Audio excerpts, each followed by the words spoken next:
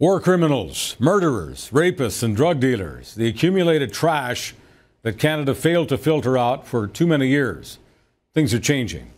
Government is seeking your help to clean out the dirt bags, and with your help, they're reeling them in.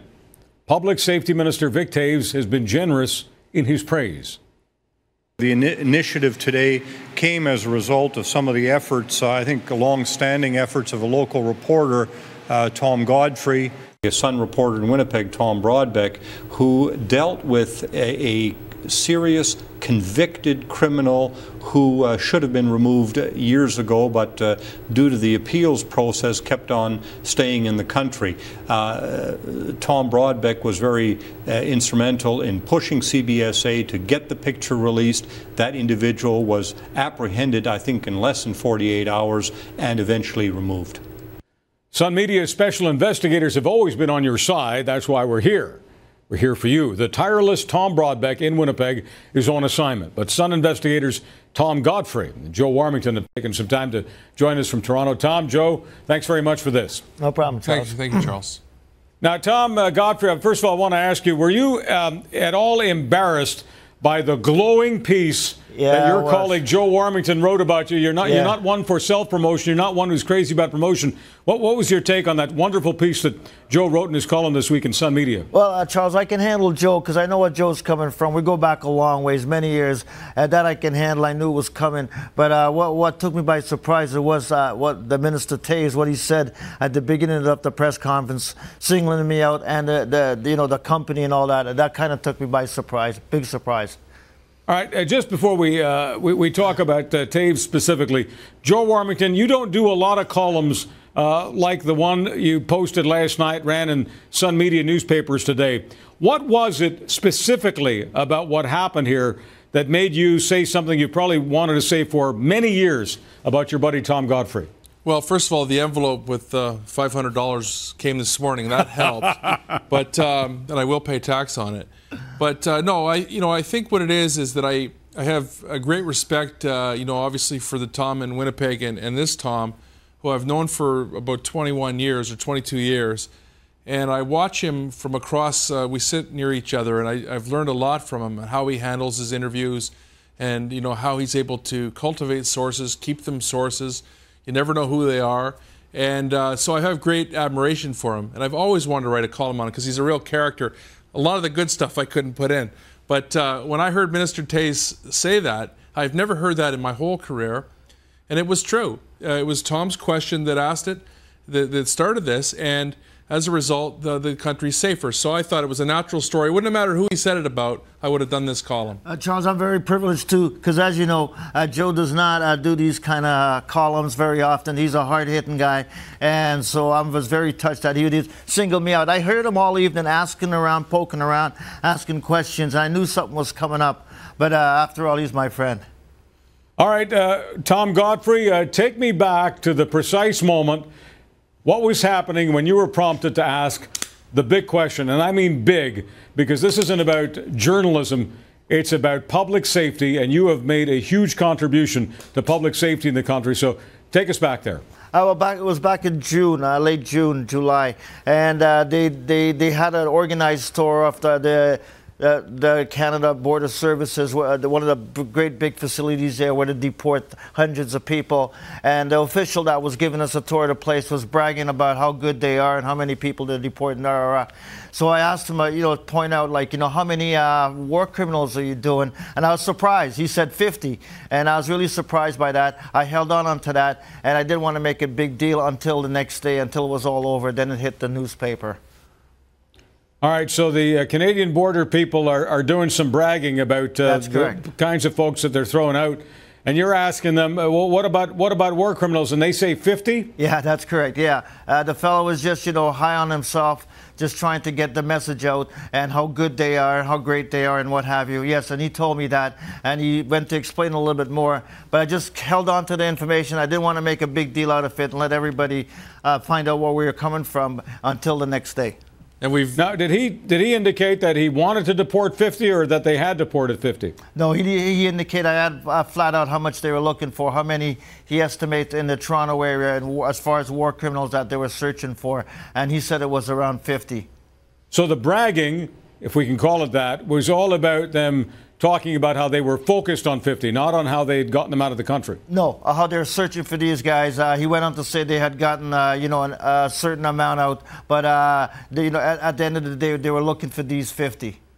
All right. So what did you do with that information? What was next, Tom? Okay, I held on to it because it was a scrum type situation, so I didn't want to put my whole hand out. Then I held back, and when I came back and I was writing up the story in the office, I says, boy, this is good. I mean, why am I holding on to this? And I just put it out there, and that was it. I mean, that's the first time I put the number out there, and bingo, it was a home run. Joe Warmington, go. I'm laughing. It's like telling a secret to Tom Godfrey. It's like telling one to Charles Sadler. Don't do it. But that's Tom. He's not really.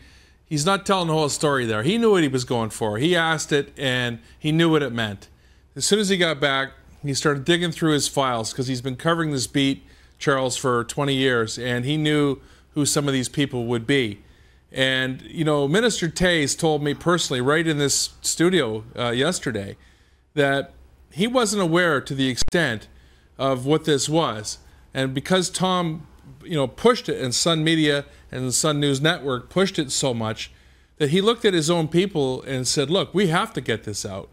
And what we've learned here, and this is a great story all the way around, in all the communities, and yourself, Charles, you've talked about your own immigration, That's right. Your parents and Tom's coming here from Trinidad. and Tobago.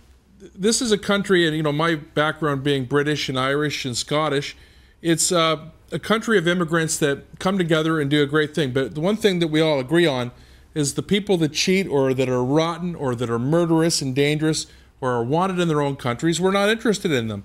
And the ones that are good and the ones that get caught in the red tape will fight to keep here. And Tom's been doing that a long time, and I love running shotgun with him on that. Charles, that's All why. right, but I want to focus on the war criminal bit, and I want to focus on what Vic Toews wanted to do with the information and whether or not he was getting a lot of cooperation from his own people, because not everyone in government was on the same page on this, right, Tom? No, it took him a little while. Charles, you got to understand, prior to this, fighting for any kind of information, as Joe will tell you from the CBSA, it was a fight. They're almost like they're, CSIS. They're so tight-lipped.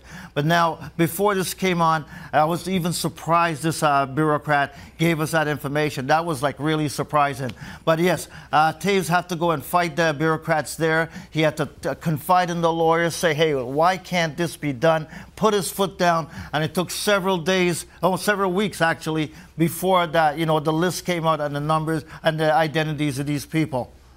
All right, so on the one hand, Joe Warmington, the CBSA, Canadian Border Services Association, the customs folks, on the one hand, one of their bureaucrats leaks the fact that they're looking for 50 war criminals. Many people, I guess, at public safety don't even know it, or do know a little bit about it, but don't want to do very much to help. Joe Warmington, what do you make of that? Well, it's a culture of secrecy, and there's a lot of that government secrecy, and it's going to change with the majority government that Prime Minister Harper was handed this year. And what they're really saying is to work with the media and to work with the public, which we represent. And this is a big city here. The whole country has alleged war criminals across, hiding out, and we don't appreciate that, and we want to get rid of them. So I thought it was a great initiative, but I think you're right. I mean, it's scary to think that they had this information.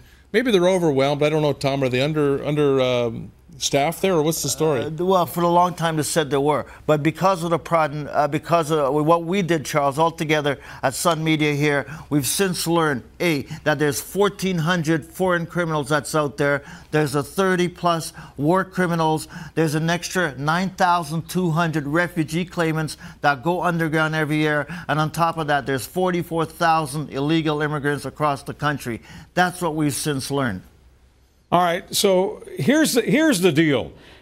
Do people inside government, whether it's Justice Department, whether it's public safety, are there people inside government, do you think, Tom, who think that immigrants or children of immigrants like you and I would be offended by the notion that the government wants to go after those immigrants who are here illegally, especially those who are suspected of committing some of the most vicious crimes in other countries. Do they think that that would offend us? Tom, I'm asking you. Yes, you're absolutely right. That's hitting the nail right on the head. It's a culture of secrecy that Joe mentioned in the past that existed, that us as reporters had to fight for every little morsel that we had. And finally to get this, yes. And that the whole tone is they want to protect immigrants. But I'll tell you one thing, though, Charles, the immigrants are the ones who knows who's the ones who attacked them. They know who the war criminals are, and they're the ones who are telling the government now, and the government, for once, it's listening. And this also crossed over, Charles, as you know, into the CBC, who still hasn't properly covered the story. So there's people that have this politically correct view of it. A criminal, alleged criminal, is a criminal. It doesn't matter where you're from. Everyone agrees on that. And I think that's the great lesson that's come out of this.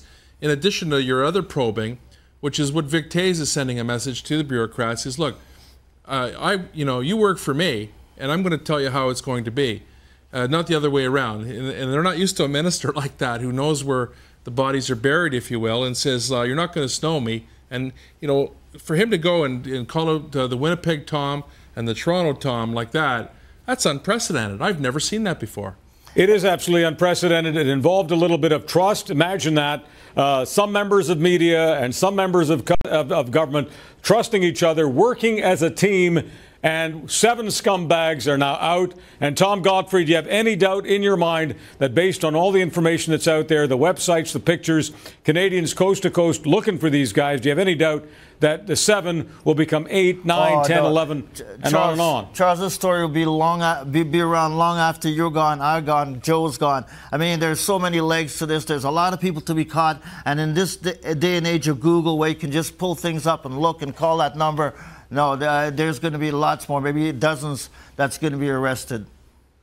Tom Godfrey, thanks for asking the big question, as you always do. You're not just a hell of a journalist. In my opinion, you're a hell of a public servant. And Joe Warmington, I don't think you're going to disagree with Tom being called tonight, coast to coast, one of Canada's great public servants. He's done a lot of other bigger stories, actually, but it's nice that he got this one here. He deserves it. Guys, thank you so much. Charles. All the best, Charles. Thanks. Joe Warmington and Tom Godfrey, the Toronto Sun.